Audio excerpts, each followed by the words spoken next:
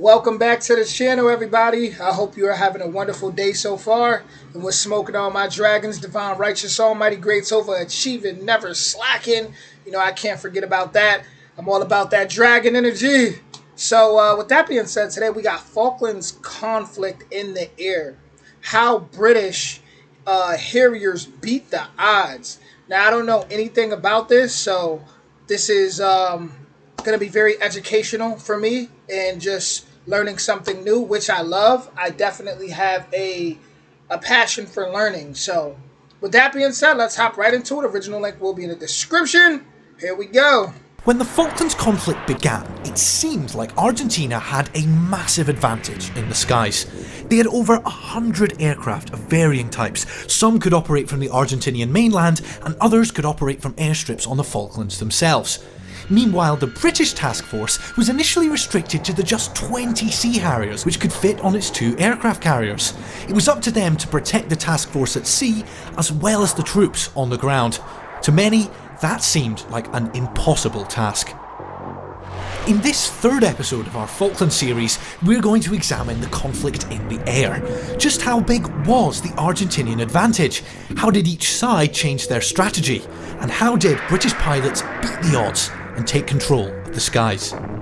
On paper, Argentina had air supremacy over the Falkland Islands. Britain would need a superb, high-performance, fixed-wing fighter aircraft if there was to be any attempt to counter the Argentine advantage. It was the aircraft behind me, the Harrier, and its naval cousin, the Sea Harrier, upon which British hopes were placed, but we'll take a closer look at that later on. As the British task force made its way down to the South Atlantic, the Argentinians began setting up defences on the islands, with men and supplies constantly flown in. The main airport was at Stanley, the Falklands capital, with other smaller airfields at Goose Green and Pebble Island. Stanley was the only hard, all-weather runway on the Falklands, but it was still not long enough for Argentina's fast jets, which remained on the mainland. The Argentinian Air Force had Dassault Mirage 3s, IAI Daggers, Douglas A4 Skyhawks, and even English Electric Canberras purchased from Britain in the 1970s. The supersonic Mirages and Daggers were a serious threat, but flying from the Argentinian mainland put them at the limits of their fuel range. The Argentinian Navy had an aircraft carrier, the Vintisenko de Mayo, which was also equipped with Skyhawks, while from the mainland they flew the Dassault Breguet Super Étendard, which could be equipped with the feared Exocet anti-ship missile, 5 of which were known to be in Argentina's armoury.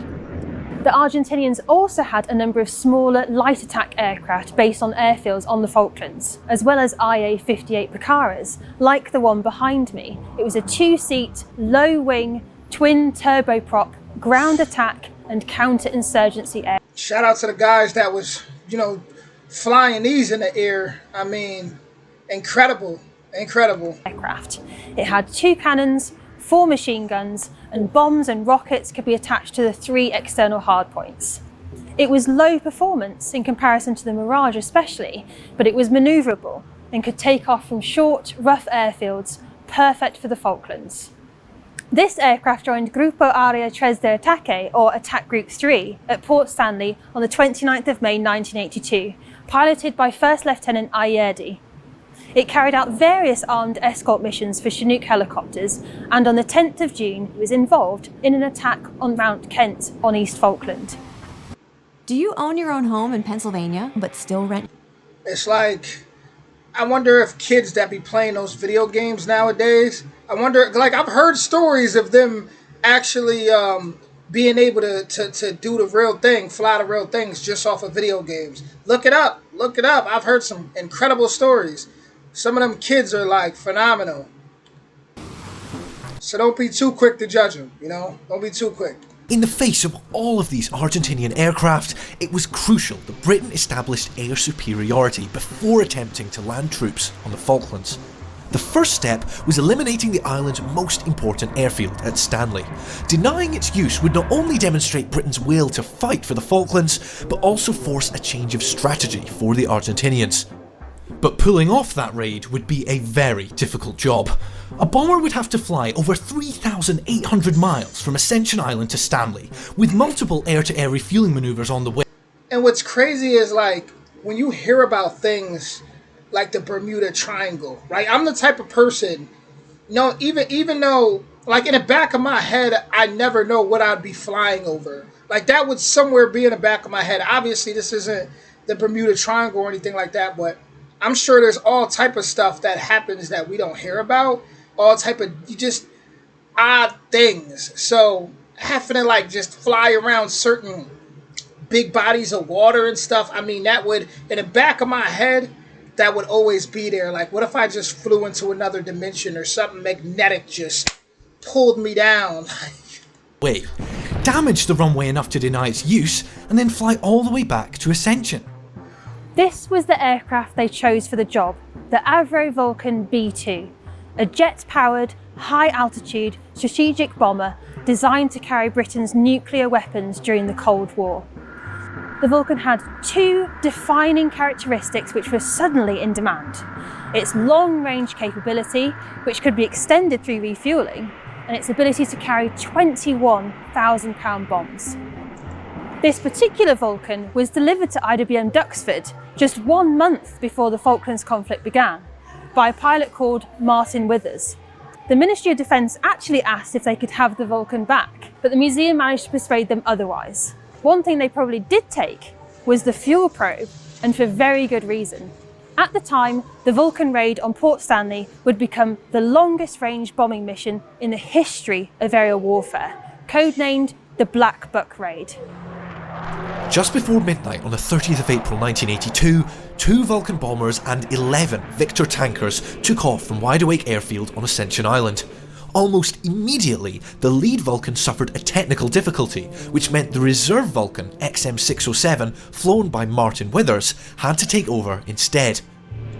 That right there is discouraging enough when half of the plan just completely goes to shambles in the midst of trying to conquer and, you know, just in the midst of trying to conquer the plan, you know, execute the plan, I should say, and things just don't go right. I mean, that mentally, like, that's very discouraging.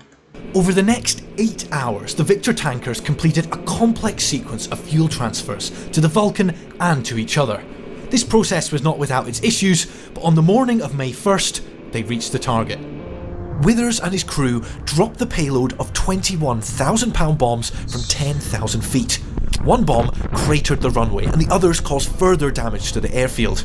A few hours later, Sea Harriers from HMS Hermes followed up with more attacks on the airstrips at Stanley and Goose Green. Later still, XM607 arrived back at Ascension Island after 16 hours in the air. The Black Buck Raid on the 1st of May would be the first of 7 Black Buck raids over the course of May and June 1982. The short-term and long-term success of these raids is still debated. There's contention as to whether the cost of resources, in terms of the number of aircraft and the amount of fuel used, for instance, alongside the risk involved for people, whether that could ever be justified with assessing the arguably limited impact of the missions. But while its physical impact is debated, its tactical impact is clear. The raid on the 1st of May demonstrated that the Royal Air Force had the range to bomb airfields in the Falklands, and therefore had the potential to reach mainland Argentina. In response to that threat, Argentina decided to hold more of its fast jets back to protect the mainland. The following day, things got worse when the Argentinian cruiser General Belgrano was sunk by the submarine HMS Conqueror. This forced the Argentinian Navy, including the 25 de Mayo, to largely withdraw to port. They would play no further role in the conflict. In the first air-to-air battles over the Falklands, the British refused to climb to the Mirage's optimal altitude, and vice versa. When they eventually engaged, the Argentinians lost 2 Mirages and a Canberra, all shot down by British Sea Harriers. In addition to their fuel problems, Argentinian pilots also lacked experience. They were more prepared for a war with Chile than fighting over the South Atlantic. Meanwhile, on the ground, Argentinian aircrews struggled to service their aircraft, with spare parts hard to come by. That first day was absolutely crucial in the extent that it almost set the pattern for all subsequent operations. It gave us enormous confidence. Looked at from the other way around, I think the demoralizing effect on the Argentine Air Force must have been colossal. Now that pattern happily, I'm glad to say, continued. They decided they would retain a number of aircraft in defence of their airfields ashore. Had they actually committed more aircraft to deal with the combat air patrol over the landing area, perhaps it would have been different.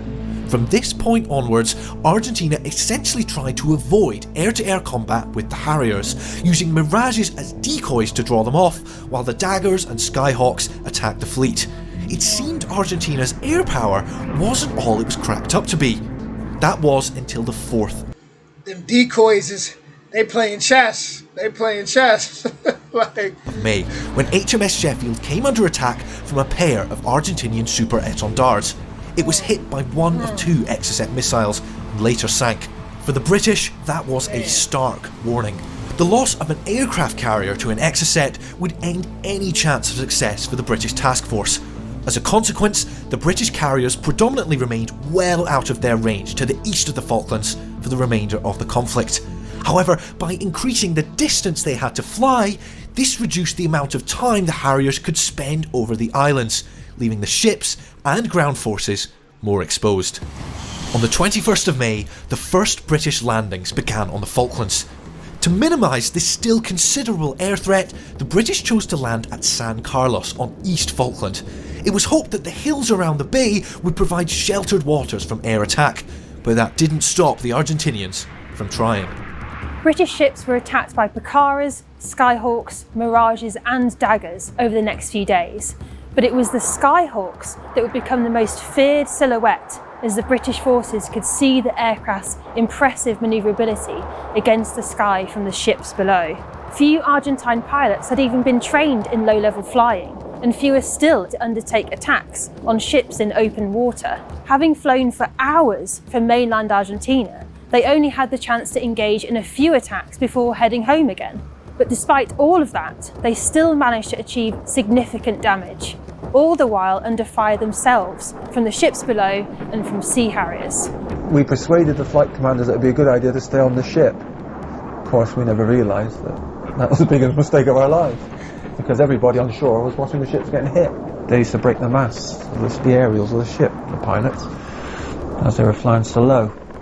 We thought at first that the Argentinian Air Force were mad, but as time went on, we changed our views drastically.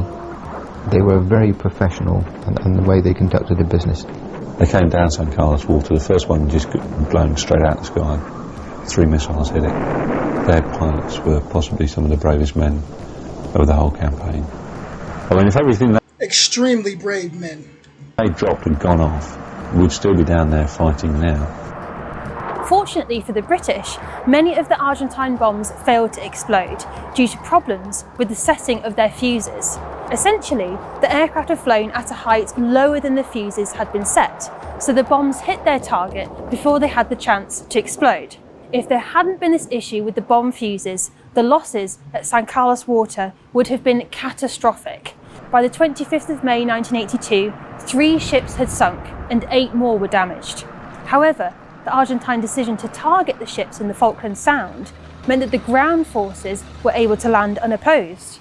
British troops were now just 13 miles from the Argentine garrison at Darwin and Goose Green, and just 50 miles from Port Stanley. Despite their successes at San Carlos, the Argentinian air forces were sustaining losses at an alarming rate. They couldn't keep up these kind of attacks for long. However, with a limited number of British aircraft in the skies, there were inevitably gaps in the Harriers' combat air patrols. That's exactly what happened on the 8th of June during the Fitzroy air attacks. As British troops were moved forward for attacks on the mountains around Port Stanley, Royal Fleet auxiliary ships Sir Galahad and Sir Tristram were attacked. Both ships were badly damaged by Argentinian Skyhawks, killing 50 men and wounding a further 150. The Argentinian air attacks on the same day sank a British landing craft, killing 6, and severely damaged HMS Plymouth. It was in moments like this that British helicopters became crucial, ferrying casualties to field hospitals or aboard ships. Since the sinking of the SS Atlantic Conveyor and the heavy lifting helicopters it was carrying, the remaining helicopters and their crews were operating at the limits of their capacity. British forces were supported by a range of helicopters, including the single surviving Boeing Chinook and the Westland Gazelle, Sea King, Lynx, Wasp, Scout and Wessex. Helicopters were the workhorses for the British forces during the Falklands Conflict. This Wessex helicopter behind me last flew on the 8th of December 1980, so did not serve during the Falklands Conflict. But the Wessex type of helicopter is probably best known for its exploits in the Falklands. At the beginning of the conflict, they helped sink the Argentine submarine Santa Fe and recapture South Georgia from Argentine forces in April 1982. Towards the end of the conflict in June, a Wessex 5 fired 2 AS-12 missiles at the town hall in Port Stanley, with the aim of killing senior Argentine commanders inside, but missed, hitting the police station instead. So the Wessex helicopter had a crucial role that bookended the conflict. A week on from the disaster at Fitzroy, British troops would enter Stanley as the Argentinians surrendered. So just how did the British prevail? How did they overcome the odds in the air? The answer, at least in part, is the Harrier. Willie Nelson and family on the road again. I guess this is a conflict. This is conflict. One of the Harrier's key features was its Bombing each other. VSTOL capability, which stands for Vertical and Short Takeoff and Landing. This essentially means being able to take off from the ground vertically, so straight upwards, and to take off within a short amount of runway. GR3s are fitted with a Rolls-Royce Pegasus 103 turbofan engine and 4 nozzles, 2 either side of the aircraft. To achieve VSTOL, the pilot would switch the direction of the aircraft's thrust by rotating its nozzles. The ability to take off and land vertically would prove invaluable when operating from aircraft carriers, especially when the flight decks were already packed with other aircraft. The Harrier's benefits were not just logistical, it was also an excellent combat aircraft. The Sea Harriers were primarily employed in air-to-air combat, protecting the task force and ground troops. While the Harriers were slower than the Argentinian Mirages and Daggers, they had an important trick up their sleeve, the AIM-9L Sidewinder air-to-air missile. While previous air-to-air missiles could only be fired from directly behind the enemy, the Sidewinder worked regardless of their position, giving British pilots a major advantage. Those pilots had been testing their dogfighting skills against the best NATO had to offer for many years, making them a formidable fighting force. Together, their equipment and training allowed the British to dominate the air-to-air battle. Of the 10 Harriers lost during the conflict, none came due to enemy aircraft, while Argentina lost at least 20 in air combat alone. I saw these 2 delta wing shapes low. I flew through them head on, thinking, right, we've got to fight here now, at last. Then as I got through the turn, there was in the sky in front of me Steve firing the first missile as it exploded. A big gout of flame obscured the whole aircraft. But at that stage, Steve had already switched attention to a second Mirage, which was some distance ahead, fired the second Sidewinder. And this was really driving my mind crazy at the time, because it's a wonderful thing to see. You know, this is happening, it's terrific. But while I was thinking like that, there was a third Dagger who was behind me, who was firing his cannons at me. I then thought, Christ, you know, watch a 6 o'clock, Sharky. And I was still in the hard turn the whole time. And I looked round, and there was this Mirage passing underneath me. Beautiful colours in camouflage. All I had to do really was pull down hard, and he didn't stand a chance because I got in behind him and fired my missile. The initial 20 British... He said that was terrific. He was enjoying that. Look, it's crazy though when you really look back and you're like, damn, people really was dying. I mean, my thing with that is just like where I'm from, you got a lot of kids that, you know, they've killed. You know, you got a lot of people who have killed. And society look at that as a psychopath. So it's like when I look at, you know, like, I don't know, I just feel like when people go into military, then it's looked at as heroic. But, you know, it's like, if someone... No, man. Because it's crazy, like, when you look at prisoners and you look at a lot of people with PTSD from the military, and it'd be like the same, like they all, I don't know. Do y'all kind of get where I'm going with it a little bit? I kind of get where I'm going. Sea Harriers were joined by further Sea Harriers and Harrier GR3s, the latter operated by No. 1 Fighter Squadron RAF from the very unfamiliar surroundings of an aircraft carrier. It was thought that the GR3s would be used as... It's like the US need to just go ahead and round up all these kids killing each other in these inner cities and, have them in the military or something. Why just have the streets all crazy where people just killing each other, and a lot of people are raised in these neighborhoods where it's like so much, gang violence and stuff. But when he was talking about just pretty much the thrill of action, it just reminded me of, you see one of them documentaries or people that I personally know, and same mindset. Replacements for Sea Harrier losses, but those losses were so few that they ended up being tasked primarily with their classic ground attack role, striking Argentinian positions around Darwin and Goose Green and supporting British forces around Mount Kent and in the assault on Port Stanley. So that the GR3s could operate from aircraft carriers, modifications were required and fast. Alterations were made to the GR3 airframe and systems, including radar and navigation. It was even reported that holes were drilled in the airframe to allow seawater to run out. This particular Harrier GR3 operated from a temporary landing strip established at San Carlos. This allowed it to respond more rapidly to attack missions if required, and also freed up space on the aircraft carriers. This Harrier carried out attacks around Port Stanley and undertook a reconnaissance mission looking for ground-launched Exocet missiles. It attacked positions on Mount Harriet and narrowly escaped an Argentine surface-to-air missile over Mount Longdon, which exploded only 100 feet or 30 metres above the cockpit. After the conflict, it was transferred back to the UK and it has been at IWM Duxford since 1992. Wars aren't fought on paper. Argentina appeared to have an advantage in the skies over the Falklands, with superior numbers and closer supply lines. But in reality, the British advantage in training and technology made the fight far more even.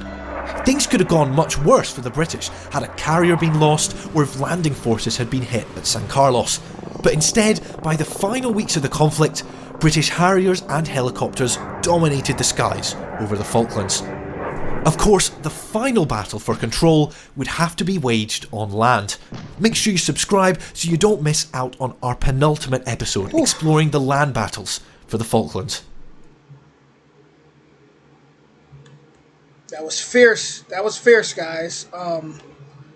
When I really watched that, it just, I'm not gonna lie, it makes me wonder like what effects does all that bombing have on the environment? It does make me wonder. As far as just humans, man, I feel like we be tearing the planet up. Even when I look at right here, like, where do iron come from? And it's in the Earth's crust. And then you look at steel, which you get from mixing carbon and iron at high temperatures. And then when you get, titanium, all this stuff that pretty much come from the Earth, is like we using the Earth's materials to create these planes and all this stuff. And then it's like we kind of pretty much destroying the Earth at the same time. I feel like as humans, we pretty much abusing that, abusing our blessings in a sense. Looking back at, and obviously, conflict happens, right? I'm sure there's extraterrestrials out there that be going to war, having galactical wars. Conflict happens, right? But I also just feel like, when I look at movies like Back to the Future and I look at how they had flying cars everywhere and they were just so advanced, and I thought, my generation thought 2015 was going to be like that. It's like, damn, I feel like if so many other people, governments or whatever, would have come together with good intentions for humanity instead of bumping heads, imagine how the world could really be and how advanced we could be as humans. But it is what it is, you know. But it also makes, like I said, it made me think of, when I first started the video, it made me think of like kids who be playing those war games, and who knows, maybe they'll save their country one day, you know. But with that being said, original link in the description, and that was intense for sure.